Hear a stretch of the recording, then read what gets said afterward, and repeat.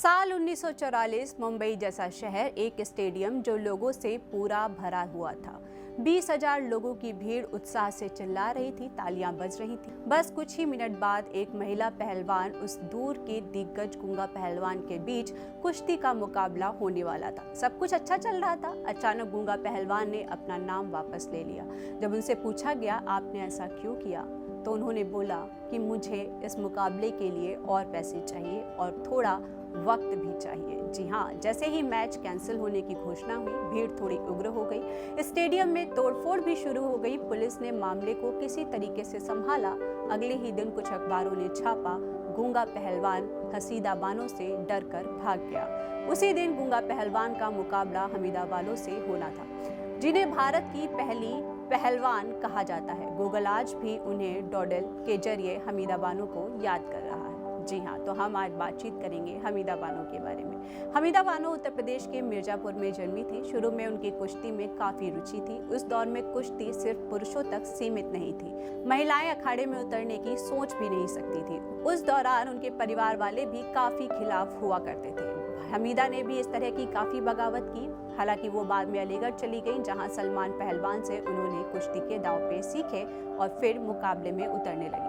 सलमा पहलवान ने एक बार अपने जीवन में यह घोषणा भी कर दी थी कि उन्हें जो हराएगा वह उससे ही शादी करेंगी, लेकिन कोई भी उन्हें हरा नहीं पाया। हम आपको बता दें कि रोज आधा किलो घी खाती थी सलमा, और साथ में अमेजॉन ऑफ अलीगढ़ का खिताब भी सलमा को दिया जाता था। उनका वजन 108 किलो था, 5 फुट 3 इंच लंबाई थी, 5.6 लीटर दूध, 2.8 लीटर शुभ, कम से कम 2 प्लेट बिरयानी वो खाया करती थी। हालांकि समाज उनको पुरुषों को हारते देख नहीं पाता था, इसलिए उनके काफी आलोचक हुआ करते थे। समाज उनकी काफी आलोचना करता था। कभी कभी तो उन पर निरर्थक बैन भी लगा दिए जाते थे। हम आपको बता दें कि बेगम ने रूस की बियर को भी मैदान में हरा दिया था। साल 1954 में हमीदा बानो और रूस की पहलवान बियर के बीच मुंबई में मुकाबला हुआ।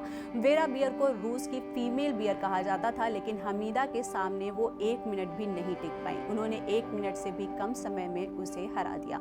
इसी साल उन्होंने भारत से यूरोप जाकर कुश्ती लड़ने का ऐलान किया। हमीदा के कोच और उनके पति सलमान पहलवान को यह बात बिल्कुल अच्छी नहीं लगी। उन्होंने और हमीदा ने फिलहाल इस प्लान को कैंसिल करके मुंबई में एक डेयरी बिजनेस खोलने का प्लान किया। हमीदा ने यूरोप जाने की जिद फिर भी नहीं छोड़ी। बीबीसी के मुताबिक हमीदा बानो के पोते फिरोज शाह के हवाले से जो खबर मिलती है कि सलमान पहलवान ने हमीदा बानो की इस बात पर इतनी पिटाई की कि उनका एक हाथ टूट गया, पैरों में गंभीर चोटें आई। कई सालों तक वो डंडे के सहारे चलती रही। कुछ साल बाद सलमान पहलवान अलीगढ़ लौट गए। हमीदा बानो कल्याण में ही रहती रही और अपना दूध का व्यवसाय करती रही। हम आपको बता दें कि कुछ दिनों बाद उन्होंने सड़क के किनारे खाने का सामान बेचना शुरू कर दिया और साल 1986 वो समय आया जब उनकी गुमनामी में ही मौत हो गई।